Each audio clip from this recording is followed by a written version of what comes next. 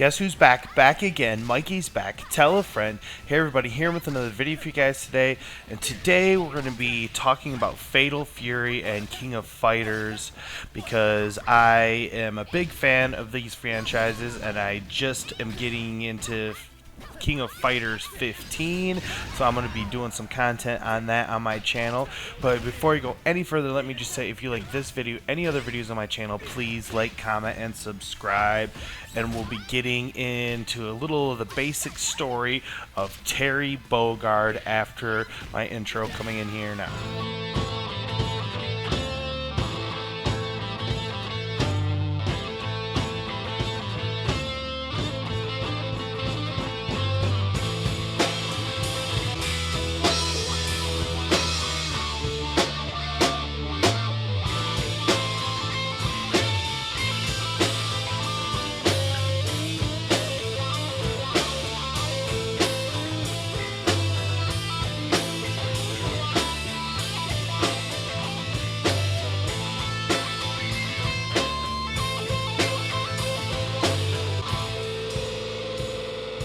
Now let me just start this video by saying that it is important to recognize Takashi Nishiyama first and foremost, because he is essentially kind of as close to like the Walt Disney of fighting games as like you can get to.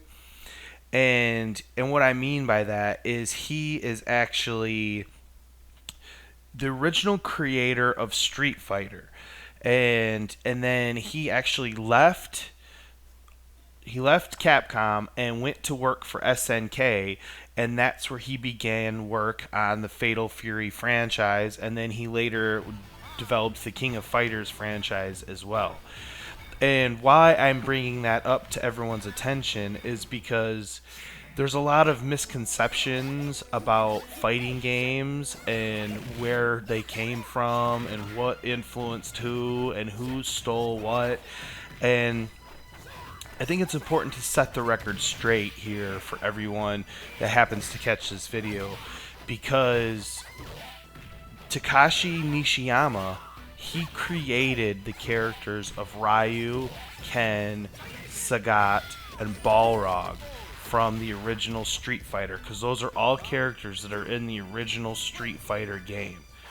And while that series didn't take off until Street Fighter 2, absolutely, and no one can deny that. And since we're talking about Street Fighter, I think it's important for me to acknowledge that yes, I am in complete agreement that Street Fighter is the #1 fighting franchise of all time.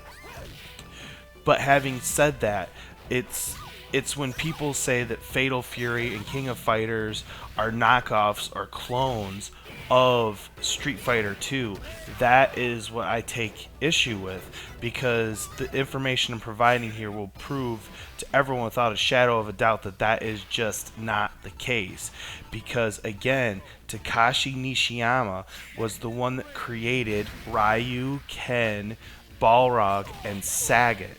And those are all fighters that if you take out of Street Fighter 2 and remove those characters and you replace them with, say, T-Hawk and Cammy and Fei Long and some of the other ones, maybe that came, DJ, that came in that were more Capcom created characters, then I don't know that original Street Fighter 2 game catches on with the public the way that it did with Ryu front and center. And if people didn't want to be Ryu, it was Ken. Chun-Li and Guile are a distant second and third, honestly, if we're going to be completely honest about it.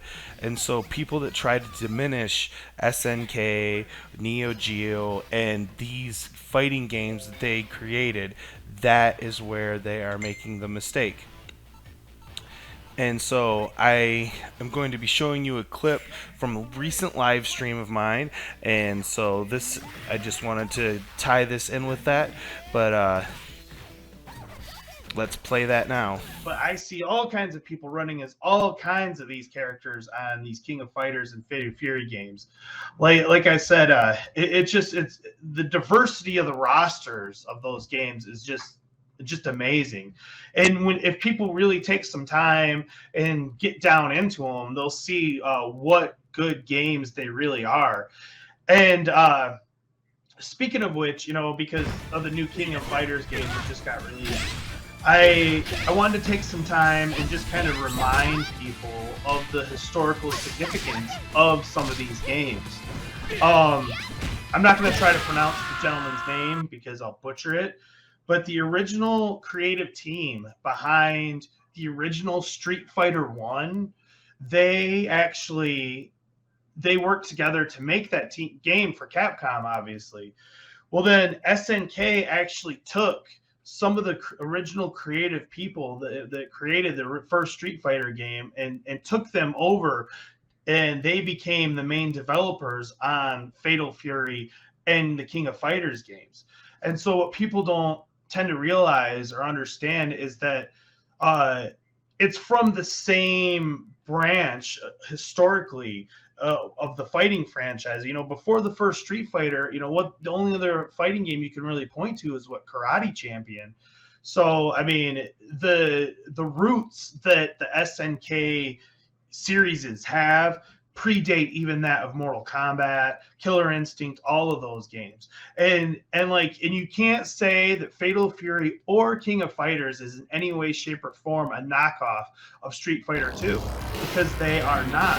The first Fatal Fury game was released just 2 months after Street Fighter 2 The World Warrior. So when the first Street Fighter 2 game was released, the first Fatal Fury game was released just 2 months after it. It wasn't because they saw what they did and copied it. No, it was because it was already in development. And it was because it was the original creative team that made the first Street Fighter game. And that's why when you go back and look at the first Fatal Fury game, it was extremely story-driven.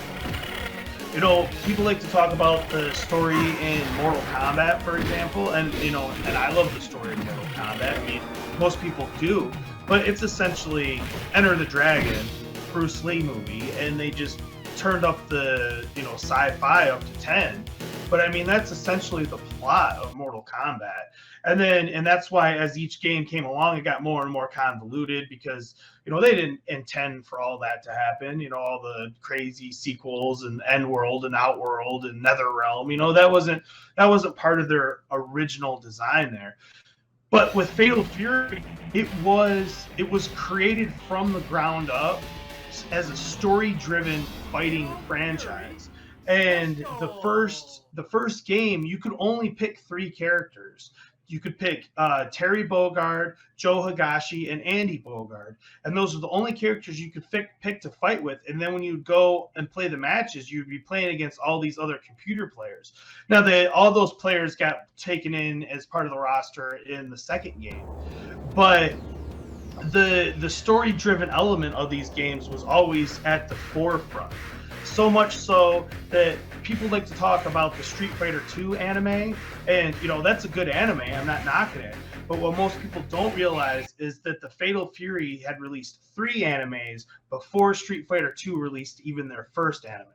And that's because these games were built from the ground up, like I said, as a story-driven thing. And people might be asking, well, what is the story of Fatal Fury then? I don't know. And it is the story of Terry and Andy Bogard. Their father gets murdered when they're kids by this criminal underlord named Geese Howard. And you'll hear a lot about this Geese Howard character as the series goes along. And the kids, they grow up and they come back for their revenge, essentially. And the Geese Howard holds this tournament, this King of Fighters tournament. And it's this King of Fighters tournament that Andy, Joe, and Terry enter. And then Terry ends up killing Geese Howard at the end, but he's not really dead. But that's kind of the thing. And when I was talking about Mortal Kombat gets convoluted as the series went along. These games definitely, the story got convoluted. Like I just watched, because I don't have King of Fighters 15, but I watched the basic story on it. Somebody else beat it, and it's so over the top and crazy. It's just ridiculous. So I'm not saying that they're not over the top, ridiculous, and crazy as well, because they are. But I'm saying that's more of the King of Fighters, as it's more into the King of Fighters and out of the Fatal Fury franchise.